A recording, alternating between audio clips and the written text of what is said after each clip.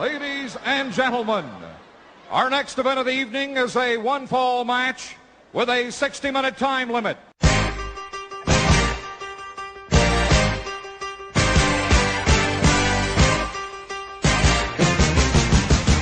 What I'd like to have right now, where the big boys play. this is where the big boys play, huh?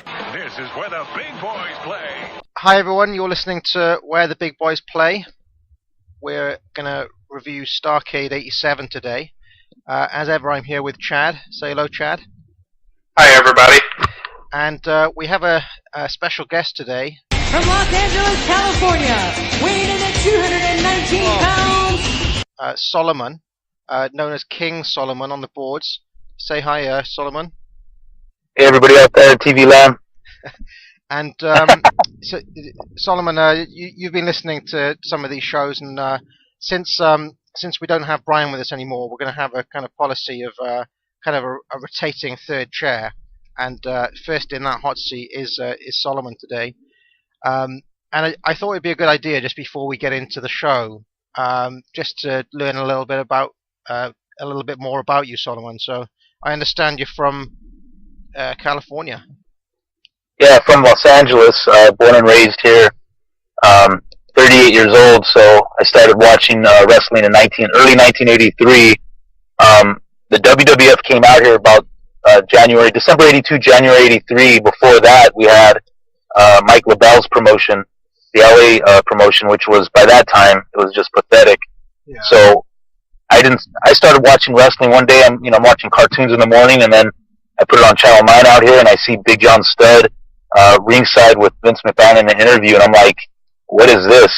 And I remember them giving out some ratings for the title, and then some of the first wrestlers I saw were Jimmy Snuka. He immediately became my favorite.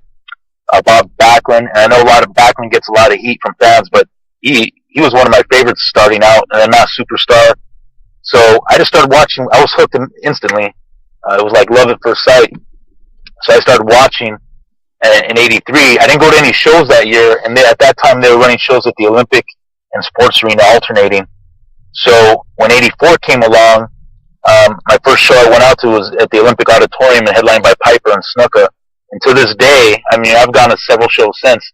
I've never felt heat like that night with Piper and Snuka in that main event. Yeah, that's a pretty famous venue, isn't it? The Olympic. Yeah, it's a church now, actually. It's a Korean church. So if you drive out along the freeway, which I do every day to work, you'll see it on the left side of the 10 freeway, and it's a church. But yeah, my grandpa used to go to all the Wednesday night and Friday night wrestling shows when it was the NWA, and when they had Classy Freddie Blassie, John Tolis, Mil Mascaras, and Gordon and Goliath. So he used to go to all the Wednesday and Friday night shows. He even went to the big Coliseum show, 1971. Blassie against Tolis. Yeah, no. I once made a thread on PWO. How come there's never been a big promotion on the West Coast? Was my question on there, and I got something of an education of how there did actually used to be a pretty big scene there, and then it died a death in the late 70s, as you said. And would it be fair to say that ever since that early 80s period that California has pretty much been a WWF state, like even through the WCW years? Yeah, I think when WCW and with the NWO, that kind of broke that somewhat. I remember going to the Forum for some shows for a Saturday. There was supposed to be a Monday Nitro, though, but they changed it to Saturday Nitro. So that kind of broke it briefly. But by and large, it's been a WWF town. In the 80s, we just had monthly shows at the Sports Arena, whereas Crockett would come out here every few months. I actually went to the Great American Bash in 1988 at the Forum, and they had a War Games match there, so that was pretty cool. Yeah, well, we'll definitely have to have you on for that one when we get to it.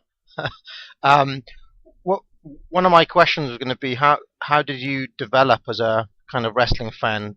So you obviously started off watching WF. Did you stay a WWF fan? Well, yeah, I didn't know anything about any other promotion. To me, from 83 all the way to the first week after WrestleMania 1, I knew nothing about. I thought the WWF was the only game in town, and then after the week after WrestleMania 1, I'm watching WWF Championship Wrestling, and I start flipping through the channels after that's over, looking for more wrestling, because at that time I was addicted to it, and I come across on channel 56 over here, which was the UHF station. I see Ricky Steamboat and Magnum TA in a tag team against some jobbers, and so because Steamboat was there, he was already in the WWF, but little did I know that we were getting Crockett shows like 3 months behind. So I'm thinking this is still WWF, and I'm like, who's this Magnum TA guy? And who's James J. Dillon? Who's Baby Doll and Tully Blanchard? And I'm thinking this has got to be WWF. But by the end of the show, they referenced the NWA, and at that point I knew that it wasn't the WWF, and my first impression was, this is Bush League.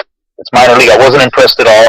I hated it, but something kept me coming back week after week, and by the end of 1985, I was a hardcore NWA fan, and I really didn't like the WWF that much anymore. Wow. And in this time, I discovered the AWA, so I was a big AWA fan, the Road Warriors, Rick Martel, because we had the Pro Wrestling USA show out here. So that was really shortly after WrestleMania 2. So after WrestleMania, I just discovered World Class, AWA, Mid-South, because it was on WTBS briefly, Crockett, and the WWF was on the low end of the totem pole for me by that point. So I remember a different thread I made once was like a random week in 1986, all of the different TV that would be on. I don't know if you've ever seen that thread, but like your kind of Friday or I think it was the Saturday morning, right, where you could literally watch about 3 or 4 hours of wrestling plus. Oh, easily, yeah. Easily, even more than that, because I'd watch Pro Wrestling USA, then WWF Championship Wrestling, and then Worldwide, and then watch the TBS stuff, which is about probably 3 hours on Saturday, and then at nighttime, like midnight, watch All-Star Wrestling, WWF All-Star, which was on Channel 11 out here, or Channel 9, and so that was my Saturday. And then, of course, you had primetime wrestling during the week, TNT, and you had the AWA ESPN show, or then World Class, you'd have that on UHF here. So, my mom hated me. That's all I would do is watch wrestling on the weekends.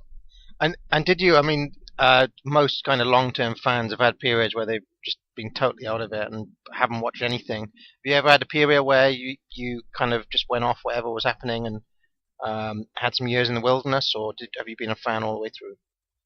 Yeah, after the Great American Bash in '90, after Sting won the title, and not because of Sting, because I actually liked Sting at that time, but I think after that I kind of lost interest.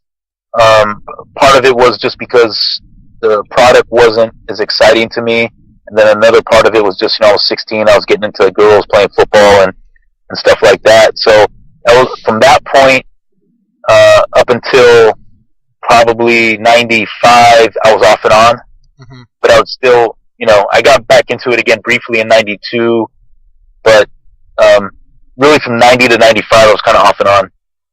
Yeah, I think a lot of people have a kind of black spot in those years there. Mine is a little bit later, but 94 and 95 are kind of dark years, aren't they? For a lot of fans.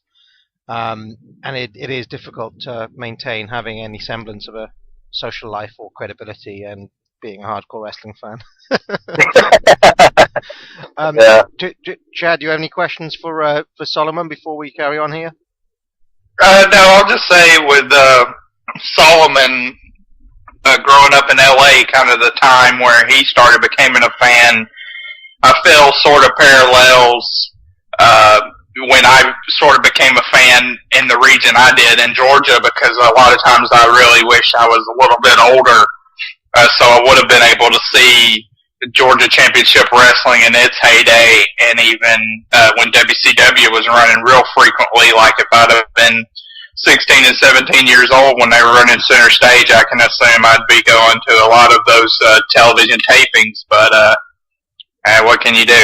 You just sort of feels like you missed out on some, but you can't really change anything about that. Yeah, that's how it kind of feels too. But then if I would have been older, like I was telling you guys earlier, the LA promotion was dead on its butt by the time Vince came in. So I don't know what I would have watched. I guess we didn't have cable at the time until a little later, so I know Georgia Championship Wrestling was on at that time, but there was nothing out here for fans until Vince came in.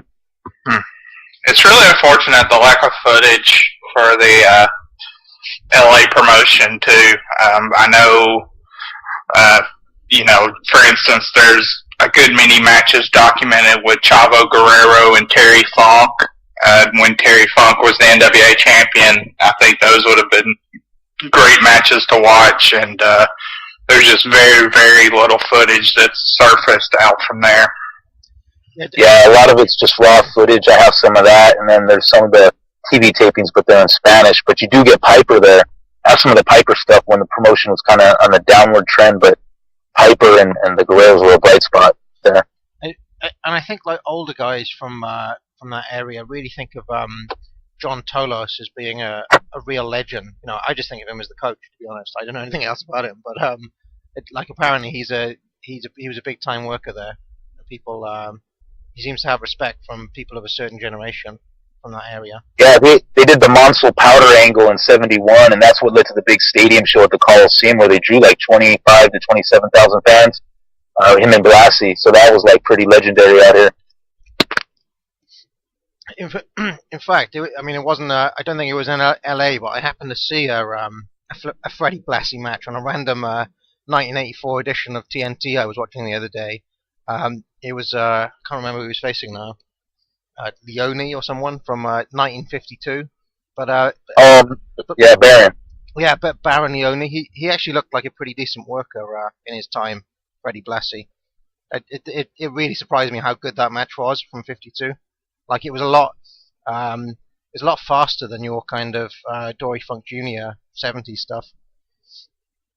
Yeah, Freddie Blassie was a good worker in his younger days. By the time he actually was out here in LA and he did that whole angle in 1971, he was already, I think, 50, 52 years old working still. Really? So yeah, he was pretty up there by the time. He was already in his 60s, was he? Yeah, I guess a lot of the workers back in the 70s and the early days, they worked a lot longer. I mean, you remember Crusher and Dick the Bruiser were already, in their mid-40s in the 70s and main eventing still. Yeah. Yeah, but I guess in the AWA, being over 50 was kind of a requirement. Yeah, it was prerequisite. So I have been watching a little bit of AWA recently, actually. There's a strange mix of really young greener guys and kind of guys in their mid-50s. Yeah, they definitely let you get a little up there in age before you can get in. So, let's kind of transition then to looking at Starrcade '87. And one of the things going into the show is that quite a number of the titles changed. I think the tag titles changed hands between Great American Bash '87, where Chad and I left off last time, and also I think did the TV title change? No. Yes. No. The world title. Sorry, the world title changed hands. So, have you seen the TV from this kind of period in between the Bash and Starrcade, Solomon? Yeah, I think I saw it from the point where they were showing vignettes of Garvin training for his to get the title from Flair, where he would do those kind of swimming in the lake or working out. From that point on, I saw the TV up until Starrcade and even beyond that. So I kind of got a feel about kind of the mood and the promotion going into Starrcade. So can you fill us in on some of the details, like how did the kind of title switch come about? And I guess then you can tell us a little bit about the tag titles too. Well, as far as Garvin goes, I remember the vignettes where they were really showing him, working out. So I remember him swimming in a lake, and they would show him doing leg presses, and they were really pushing for him, kind of pushing him for his title quest. And I remember even them cutting in on the WTBS show, cutting into Detroit, where he won the title. As kind of breaking news, Ronnie Garvin wins the title. I think that was in September of '87. So they were really pushing it hard, Garvin winning the title. And as far as the tag titles go, from what I remember, and I remember at the beginning of the year, Rude and Fernandez had the titles. I think they dropped them to the Rock and Rolls. And then I'm not very clear as to when or where the Anderson and Blanchard won the titles. I know they did.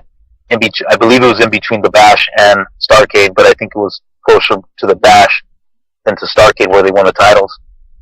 And I know Luger already had the U.S. title that he won from Nikita at the Bash.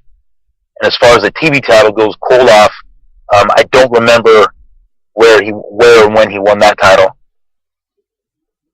Yeah, I can't even remember who the TV champ was. Was it Arn? Was Arn the TV champ at some point in '87? That sounds like it might be accurate. I don't know for sure. I know at one time, wasn't he the national champ in '86? And then he lost it to Wahoo, who then merged it with Nikita when they merged the U.S. and national titles. But I don't know when he had the TV title in '87, or if he had it in '87. I don't remember. Yeah, well, maybe we can. Maybe one of it was Tully Blanchard. Oh, it was Tully. Nikita won it August 17th, 1987. So that's when Nikita won it, and then the tag team championship. It was Fernandez and Rude at the beginning of the year. The Rock and Rolls won in May 26, 1987, which is actually a phantom title win. They announced that they beat them, but Rude left for the WWF, so they never was actually a match for that title change. All right. And then Arn Anderson and Tully Blanchard won the title September 29th, 1987, so that's really kind of right in between the Bash and Starrcade. Right. I'm just seeing here, Anderson did actually have a run in '86. He lost it to Dusty, and then Tully won it, and then dropped it to Nikita. So, there we are. I don't actually think the TV title should have ever changed hands at a live event. That's just me. It should always be defended on TV, I reckon. But there we are. The other thing to talk about, just going into this, is the just before we came on, just before we started recording here, Solomon and I were talking about the UWF takeover, and you've got some views on that, Solomon. Do you want to share them? Yeah, I remember watching the TV at the time, and at the time I didn't know what was going on behind the scenes. I didn't know the politics, but I think, in my opinion, the first mistake Crockett and Dusty made was even purchasing UWF, and then by them not able to get, sign on DiBiase, which I thought that was the prime kind of talent there in the UWF. Once they got the UWF, I don't think, and I think pretty much it's kind of, most people agree with this, that they didn't really maximize the talent, and of course they then folded up the UWF with really a whimper, because everybody was expecting a title versus title unification match with Dr. Death and Flair. I thought, by the time the UWF was absorbed into Crockett or bought by Crockett, I thought the UWF really lost some steam, with Duggan leaving, the Fantastics.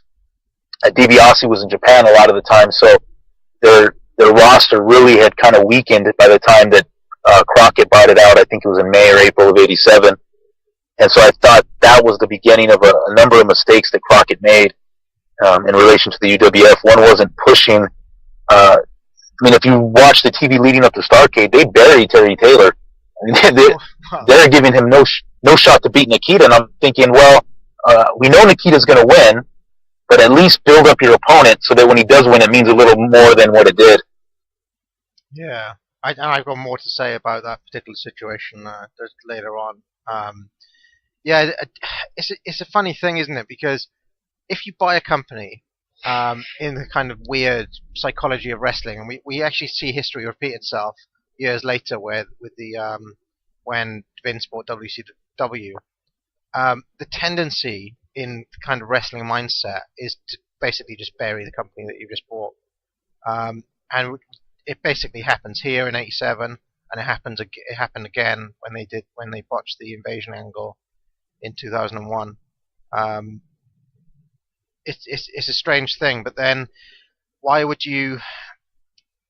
I guess it may be too subtle for kind of wrestling minds to think, well, we need to build these guys up in order to, even if we are going to have the final victory, we need to give them something in the meantime, you know? Yeah, it would have been nice to see a Dr. Death Flair unification match, maybe even a Starrcade instead of what we got, even though I don't know how you end that match, you know, how you do it without hurting Dr. Death. You know, obviously Flair is going to come out the winner, but it would have been nice to see something like that, you know. I remember just at the time, you know, I was a mark at the time, so when I thought the UWF was a separate entity the whole time, I just thought they were working with the NWA, and then when one of the Pro Wrestling Illustrateds came out and said, well, the UWF is now defunct, I just remember thinking, man, another territory disappears. That was my thought at the time. I didn't know what was going on behind the scenes until later on. And I'm reading the kind of Meltzers from around this time. He is pretty pissed off that that they decided to make the UWF defunct, because he basically thinks that the promotion was healthy enough to keep open, and that, you know, there's basically no reason to close it at all. So that's interesting, because my understanding is that the UWF were actually going out of business. Like, Bill Watts was doing pretty well for quite a long time, but then the oil industry was suffering around that time, and that created a kind of mini economic problem in that area, which meant that they weren't drawing as well as they usually do. Is that broadly right? Yeah, that's part of it. I think another part of it is when Vince came in and he started running shows in that area, he didn't do well at all. But someone made a good point on one of the message boards on Kayfabe Memories, I think, that they mentioned that Vince didn't really have to do well when he came in. All he had to do was take a little bit of Watts' fan base away and chip at it, and then the new fans that were coming up, they were going to have the option of WWF or Mid-South. And so I think that's what hurt Watts too. Not only that, but, you know, Junkyard Dog left, and that really, if you watch some of the Irish McNeil TV tapings in Mid-South from 84 to 85, you notice a change in the demographic of fans where you would see a lot of African-American fans when Junkyard Dog was there, whereas later on you don't see those nearly as many of those fans anymore, and that really hurt them in the Louisiana area. Yeah, you can see. So I mean, looking back at it, was it a good idea to kind of close UWF down if you're Crockett after you've bought? So, even putting aside the question of buying it, was it a good idea then to just merge the talent with their existing roster, or would you have tried to carry it going? You know, carry on running UWF. Looking back now, I would have tried to carry it on because to give it some freshness. I think this is at a time, and I didn't notice this when I was watching it at the time. I was just enjoying it, but looking back now, you know, and Meltzer mentions it too, that they were just getting stale. So it would have been nice maybe if they could even switch a couple of the regular NWA guys over to being UWF guys and just kind of have that inter-promotional angle and try to stretch it out as much as they could just to give the fans something fresh. But then if you do that, you miss out on some things that did happen in 88 that were kind of cool. So it's just kind of, you can go both ways on that. Okay, well, maybe this will come up over the course of looking at Starrcade as well. So why don't we get into it? I should mention that for the first two matches here, we're going to have to do a little switcheroo because my wife has thrown out the first two pages of my notes. I wasn't too thrilled about. So Chad is actually on play-by-play duty today, at least until match 3. Yeah, this seems like the one show where our wives all had a hand in it, because Parv's wife deleted his notes. My wife is sick right now, so we were a little late starting, and Solomon actually got his wife to watch the show, which I don't know what bribery methods he had to use for that, but congrats to him. So Starrcade 87 was November 26, 1987. It was Thanksgiving night. This is actually the last Thanksgiving night show of Starrcade. And it's kind of an end of the era for the NWA portion because in this territory in Georgia, in the Carolinas, Thanksgiving night was always a big wrestling night, so this sort of was the end of that. Of course, there was a few more Survivor Series that happened on Thanksgiving night or even Thanksgiving Eve, but NWA-wise, this was the end of the era. And it's in Chicago, Illinois, which is a little bit of a difference from where all our shows have been taking place geographically so far, mostly in the southeast. So we see them in a kind of new area in the UIC Pavilion. Our first match of the evening is a six-man tag featuring the Fabulous Freebirds of Michael Hayes and Jimmy Jim Garvin, along with their tag team partner Sting, versus Rick Steiner, Eddie Gilbert, and Larry Sabisco. So right away you see a lot of the UWF guys in the opening six-man tag, as you have Michael Hayes, Eddie Gilbert, Rick Steiner, and Sting as carryovers from that promotion. And this is also our first look at Larry Sabisco. This match mainly featured a kind of standard six-man tag formula. A couple of notes that I had, it was really weird to hear Sting come out to Bad Street USA right out of the bat. That was kind of bizarre way for him to come out. Sting cleaned house really early, hit a dive on the outside and a missile drop kick, and the crowd was going nuts. They continued, the face team just continued to beat up on Sabisco and Steiner. The heels would sort of rotate in and the face would get quick moves on them, so the heels were not able to gain an advantage until they finally wedged Jimmy Jam Garvin in the corner and began to work him over. At this point, we get a 7-minute time limit call by Tom Miller, which I thought was very bizarre. And then they transition to start working over Garvin's back. So this is pretty basic heat type stuff. And then at this point, I guess we should discuss that for this tape, we watched the 2-hour VHS release. Yeah. So in later matches, it's very obvious that there is some clipping where they'll just cut right into the match.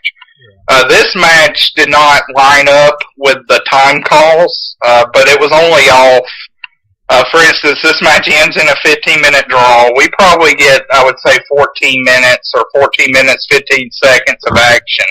So I'm not quite sure if in this particular match, if it was just they cut that time short or if they did a actually decent clip job, because I couldn't tell right offhand. The finish of this match, eventually Garvin hot tags in Sting. He gets slung over the top rope by Gilbert, which is missed by the referee. And then Rick Steiner applies a sleeper to Sting, but he rams him into the corner. Pier 6 erupts at the end, and Michael Hayes gives a great bulldog on Larry Sabisco, where Sabisco flips completely over. And that's really, I would say, the heat point of the match, and this is about 14 minutes in. So the last minute is sort of anticlimactic, where Rick Steiner gets the ability to belly suplex, and then there's a couple of pinfall reversals as the time limit runs out. I thought this was a decent six-man, real good job getting the crowd hot. The crowd was really hot for this match. A really good showcase of Sting, and everybody else played their roles well. What did you guys think? Well, I agree. I like the six-man and tag teams usually to open a pay-per-view. I think it gets the crowd going because there's usually a little more action in those. So, yeah, and I thought it was really kind of a coming-out party for Sting where, I remember it was the first time I really saw him in a match of any meaning, and I was kind of impressed with him. How come the Freebirds were face here? I think that's mainly just a carryover from Garvin turning face, and then when Hayes entered in from the UWF, he sort of, I don't think I've watched the UWF footage from right at the very end. I know I've seen a lot of 86 where Gordy was still in the UWF and trading the belt with Dr. Death. And at that point, Hayes was still a heel on color. I don't know if he turned face right at the tail end of the run, but I don't know. I think it's just they may have introduced him as Garvin's partner. Yeah, I think they were tweeners in the last days of the UWF. They were going against Akbar's army and against Dr. Death and Baby Aussie. So when they came into the NWA, I think they were just full-fledged faces from what I could remember. Okay. One of the things you didn't mention, Chad, is that about at least 4 of the 14 minutes of this match consist of Michael Hayes doing a moonwalk and stomping and generally kind of hyping the crowd, which he's very good at doing. But yeah, he really goes for it during this match. Yeah, I did think, to Solomon's point, that to me, the main thing, I guess the main takeaway from this match was Sting. He really looked like a star here. Definitely a little rough around the edges with his power moves, a little sloppy, so he wasn't real polished.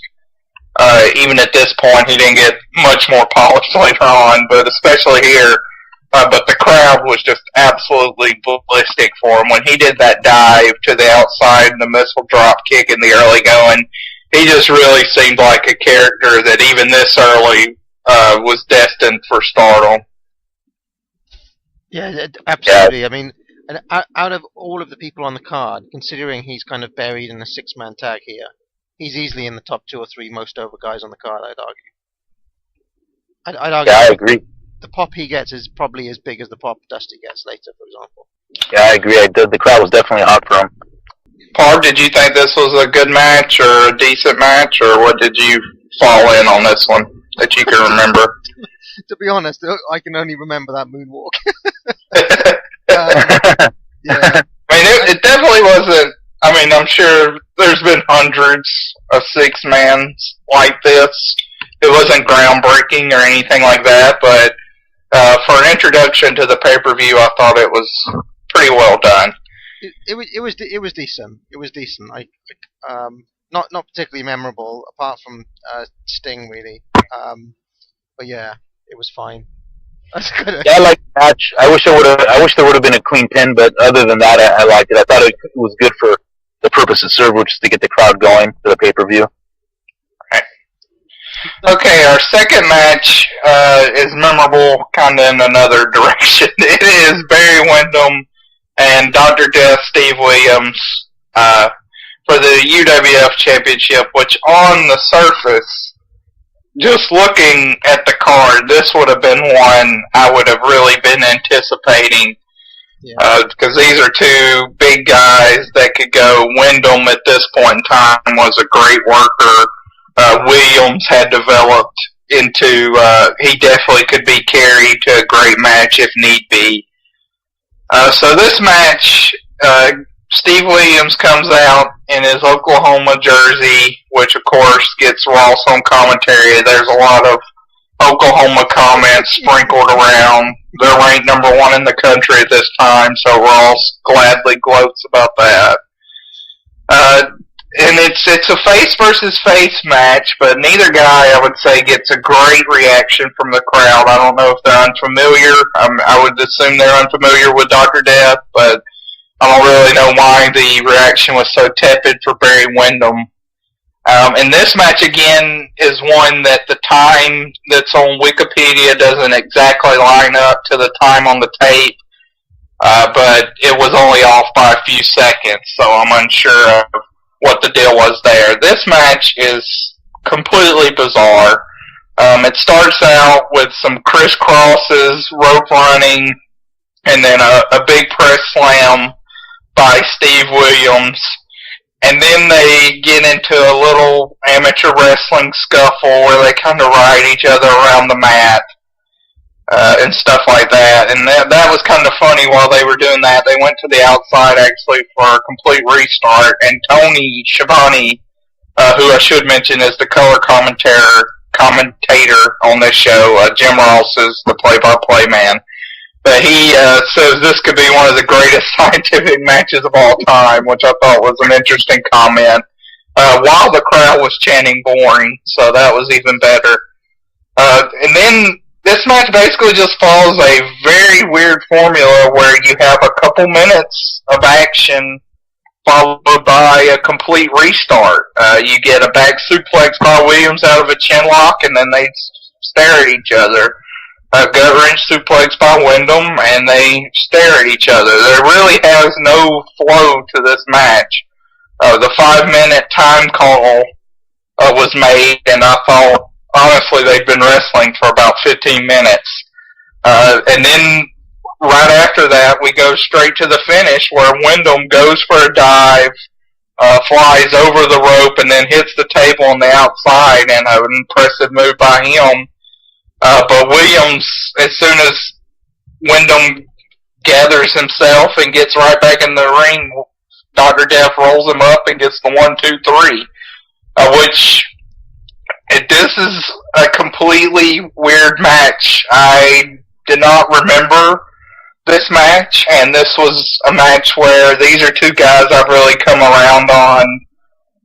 In the last, especially Dr. Death, he's the guy I've really came around on in the past few years, that I may have not have recognized this match before, but this was honestly, I think, one of the worst matches I've seen these guys have. Just no flow, really weird structure, crowd didn't really care, they booed the finish, just an overall bizarre match, and I don't quite know what the problem was. Solomon, your thoughts? Well, yeah, I think, especially in the 80s, it's really tough doing a babyface versus babyface match in that type of setting. If you're going to put it on a big show like that with two guys of that caliber, because you have to work it where the guys aren't really going after each other. So you're doing it in kind of like where they're doing that amateur trying to ride each other. So it's really hard, and especially in the 80s, to do a babyface versus babyface match. It's hard to pull it off. I enjoy them, but as you could tell, the crowd was chanting boring because they're not doing the usual heat-getting moves or heat-getting maneuvers to get the crowd involved. So I thought I'm like you. I thought it was not one of the finer moments for two guys who I consider great workers. Especially at that time, Barry Windham was at the top of his game, and Steve Williams was coming into his own. I thought the ending, I kind of liked the ending, the way they did it and the way they played it on TV. It seemed like they were then on the TV after the match, after the show, that they were leaning towards Williams going heel. It never came to fruition until a year later, so I kind of liked the ending. Williams kind of, didn't play the sportsman. But the match itself, it was that. Yeah. Parv, what do you think?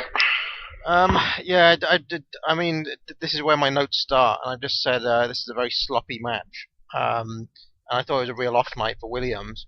The one thing I can remember is that wait, what's that move that Williams called? A 3-point stance, or Oklahoma Stampede, I guess they call it. when Williams did that, Jim Ross on commentary almost basically kind of ejaculated in his pants. He got kind of Austin excited for that move. That's probably the most animated he got in the first half of the show. But yeah, I thought this was I think Meltzer's right when he says it's atrocious. Yeah, it was just a very I see what Solomon is saying with the face versus face matchup.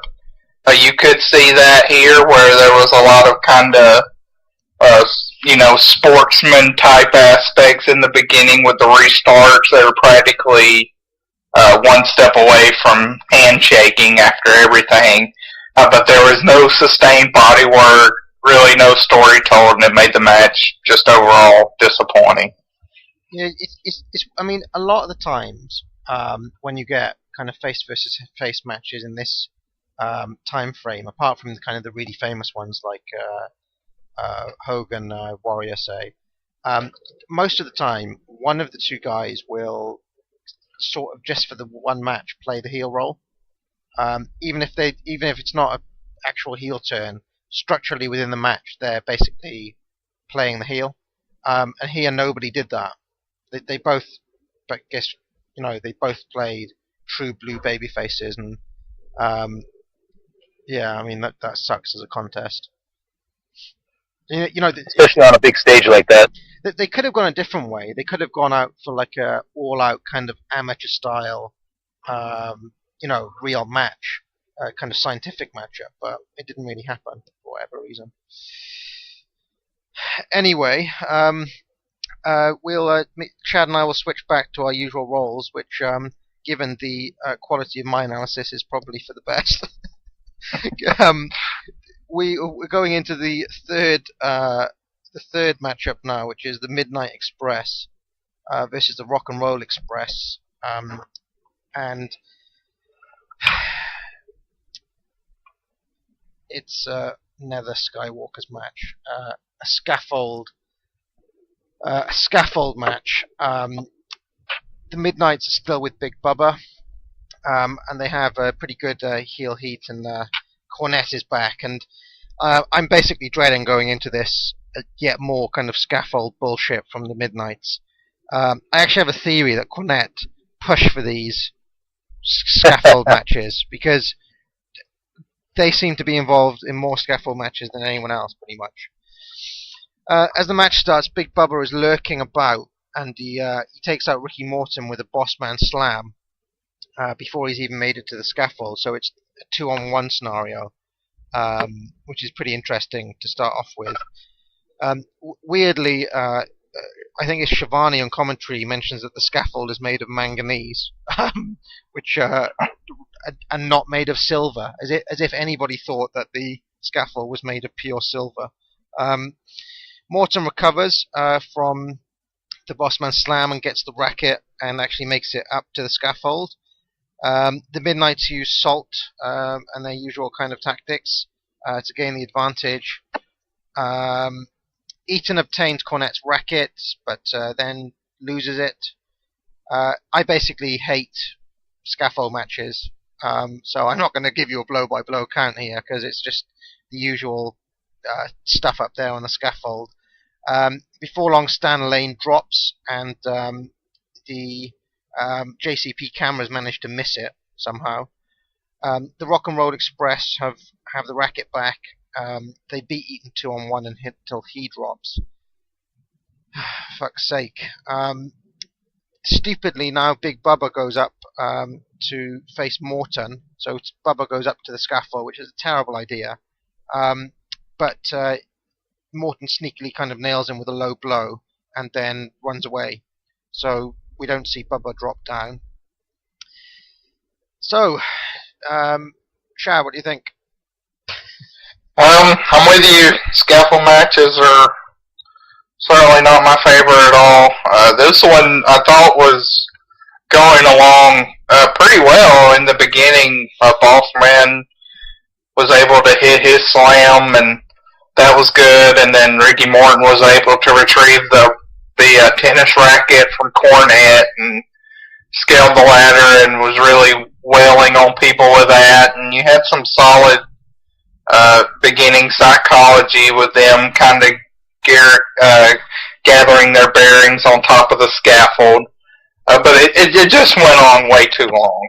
That was the main problem with this, is once you get on the scaffold, you're so limited with the amount of moves and actions that you can do that there's really no excuse, I think, for the action on top of the scaffold to be more than really 4 or 5 minutes, actually. And here we got probably 8 or 9 minutes where after the 40th tennis racket shot, or, Bob Eaton or Stan Lane or whoever just basically laying on the scaffold with somebody acting like they're about to throw them off, it just gets really old. We did get some color from the Rock and Roll, Robert Gibson, which I can't remember many occasions where he bleeds, but he got some color here. But overall, I mean, certainly this type of match would have been much better suited as just a standard match between these four. So, pretty disappointing. Solomon? Yeah, I'm with you guys. Never liked the scaffold matches. I mean, I like this one better than the year before with the Road Warriors and Midnight Express, just because, I think because Rock and Roll, they're smaller guys, so they could do more things up there with the limited space they have. But yeah, I'm with you. Scaffold matches are just this. There's nothing you can do, especially with two teams that are known as being great workers. If they would have just had a regular standard match, I'm sure they would have put on a much better performance than what they were able to do on the scaffold. Yeah, I caught that too, that they missed that drop. I think it was when Lane dropped, when he got, I think Morton kicked him off, and they missed that. So that was some bad camera work. But yeah, it was, and from what I understand, the titles weren't on the line here, right? The U.S. title. No, yeah, they made a mention that it was non-title, so right. It was so yeah, I mean, I've seen, of the scaffold matches I've seen, I like this one probably the best, but that's not saying much. I mean, because they're just awful. But my question here is, if you're Jim Cornette or if you're the Midnights, why do they keep on signing up to these matches when they always lose them? Like, they've had about 4 of these matches now and they haven't won a single one. Like, you'd think they'd get the hint that they're not very good at them. That's definitely something to think about there. And the other thing, I don't know if you two were thought the same as this, but I was actually hoping that for the entire match, Bubba would somehow, and Cornette would somehow stop Morton from going up. I think that would have been really interesting if they'd managed to isolate Gibson in a 2-on-1 scenario for the whole match and actually got a cheap heel win or something. That would have been more interesting than what we got. I was actually hoping that Morton wouldn't actually make it up there. Yeah, or even if one of the baby faces would have, like if they'd have thrown either Ricky or Robert off. That's the other problem with the 2 Starrcade scaffold matches is the baby faces. One have, once the first heel person is thrown off, and in both occasions, both heels just get thrown off in the 2 Starrcade scaffold matches. Yeah. So there's really no suspense. Once the first heel gets thrown off, they have an advantage. So then the match really is deflated. I definitely see this as the type of match where even 7 or 8 years down the line, this would have been a ladder match or something else. That just the type of gimmick matches that evolved. This would not have been a scaffold match for sure. Now, I couldn't help but notice that the crowd really didn't give a shit about this match, and all through the night, the crowd were interesting. Is that a Chicago thing? Like, are they known, like Philly crowds, as being a little bit smarkier than your average crowd? Because they're an interesting crowd here. Yeah, absolutely. I would say probably Chicago, Philadelphia, New York, and your Canadian crowds are probably going to be the ones in the U.S. to go, or really U.S. and Canada, to go kind of off script more than any other crowd. Yeah, part of it I wonder was the Rock and Roll Express. I know a lot of it was written in the Observer at this time that their heat was really they were starting to lose some steam, whereas in 1986 they were just out of this world popular, and then in the second half of '87 it seemed like they were starting to lose some of that.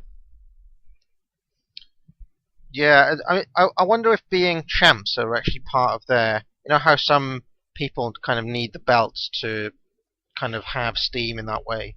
Do you think the fact that they were now kind of actually been shunted down to the US tag division, they've gone from being world champs to fighting for the US titles. Do you think that may have had something to do with them losing momentum? Yeah, it could have, and I wonder too. Part of it was Chicago. They're kind of known as being a meat and potatoes town. I don't know if they maybe they didn't take kindly to the Pretty Boy Rock and Roll Express. I don't know if that factored in to the lack of response that I would normally see them get in the Carolinas and the traditional JCP arenas. I still think it's ridiculous that either Morton or Gibson were ever considered pretty boys by anyone. But, yeah. All right. So going into the next match, I can't help but notice that Earl Hebner is still in the NWA, which means there must be absolutely no gap between this and him starting at WWF, because the twin referee angle is literally February 8th, and we're here right at the end of November '87. So within a month, Hebner must be gone. Hold on a second. I'm being rung by my wife. Hold on.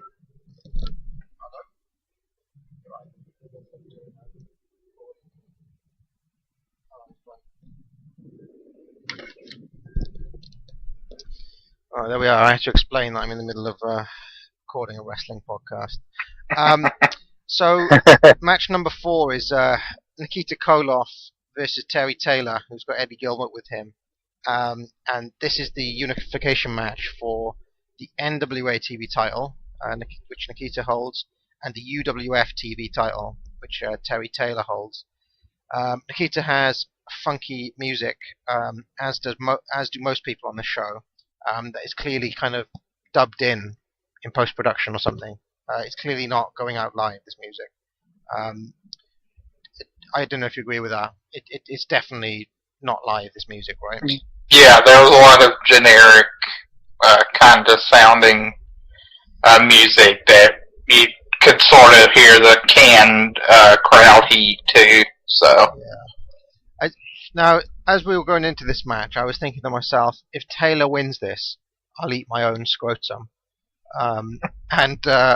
Well, let's see how this turns out. We start off with an arm drag from Nikita, and things are pretty tentative. Taylor gets an arm bar, but Nikita reverses it. Jim Ross says that Nikita is so strong that an arm bar becomes a submission move. Nikita must have heard Jim Ross because he keeps it synced in for quite some time. Taylor tries coming back with a headbutt, but Nikita's having none of it, and Taylor gets a face full of turnbuckle for his trouble. Nikita goes back to the armbar, and he sits in that for a bit too long for my taste.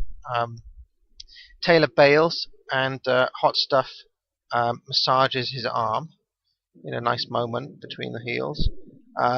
There's a bit of nose-to-nose and shoving now, but Nikita's just destroying Taylor's arm. This is being booked as quite a mismatch. It's like Nikita's the Superman and Taylor's not able to get anything out of him at all. Finally, Taylor gets his knees up, and it suggested that the momentum's going to change, but it's just a hope spot, bizarrely, and Nikita goes back to the armbar. Taylor goes to the eyes around the 10-minute mark, but still Nikita comes back and reapplies the armbar.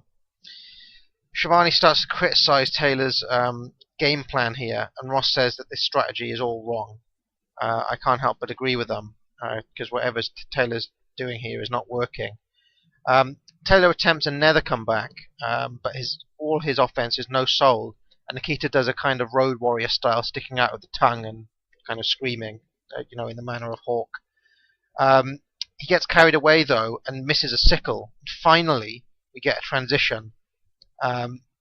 That's the longest shine sequence in history, I think. I don't think I've ever seen a shine sequence last as long as that. Taylor works Nikita over outside the ring using the fence. He brings him back in. We get a snapmare. We get a knee drop. That gets a 2 count. Taylor goes for a suplex, but he's not getting it. That's reversed. We're told that 15 minutes remain. Nikita jaws Taylor, and then he gets the 5 punches kind of in the turnbuckle spot. Taylor gets an inverted atomic drop. Tempers are flaring now, and Taylor argues with Earl Hebner. He got him in a sunset flip, but no. Doesn't get gets a 2 count. Taylor goes for a pile driver, but Nikita Koloff is not selling a pile driver today. It's reversed into a backdrop. And Nikita's basically just giving Taylor nothing all the way through this match. Finally, Gilbert nails Nikita's leg with a chair, and Taylor applies the figure 4. He uses the ropes and Gilbert for leverage. Ross says that he'll have to break Nikita's leg before he submits. Earl Hebner spots the fact that that Taylor is cheating, and Taylor is fucking pissed now. Gilbert kind of wrangles with Nikita, but Nikita's not having any of it and kind of shoves Gilbert off. Then we get a sickle on Taylor, and this one is over.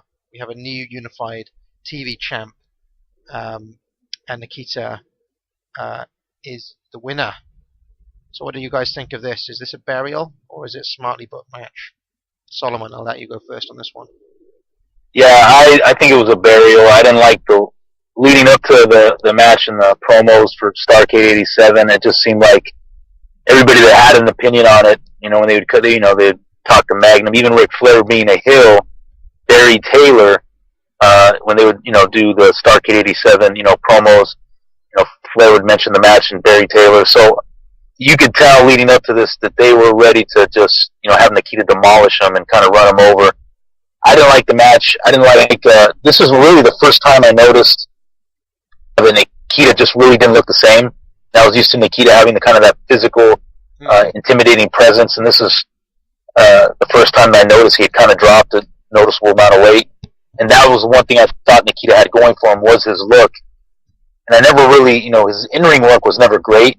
So that combined with him starting to lose his look, the way they booked the match, burying Taylor. I've always liked Taylor as a worker. I didn't like this match at all. Chad? I don't know why Nikita Koloff. I know he is Dusty's project, and Dusty, of course, is the booker, but you would think Dusty would play to his strengths more, because this is the second show in the row where we see a long Nikita limb work showcase match. We saw his match versus Lex Luger on the Great American Bash show, and now we see this one, and I'm more conflicted with this one. I can see some people that would like it because it does tell a clear, concise story with the arm work, but again, I think it was just drawn out way too long. It's about a 17-minute match that would have been a lot better served in the 11 to 12-minute range, kind of in the same amount of time that the Buddy Landell, Terry Taylor, Starrcade match was given. That kind of type of match would have been better served here. So I didn't really enjoy this match much either. Big pop for Nikita winning, though. That was nice. Yeah. I like the general idea of this match. The general idea of the story. There's a coherent through line here that Taylor goes to all the usual.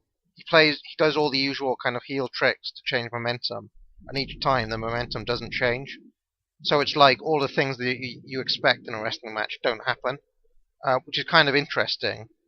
But I do think that Nikita basically bitched out Taylor a bit too much here, and it hurt the match, especially when 90% of his offense was an armbar.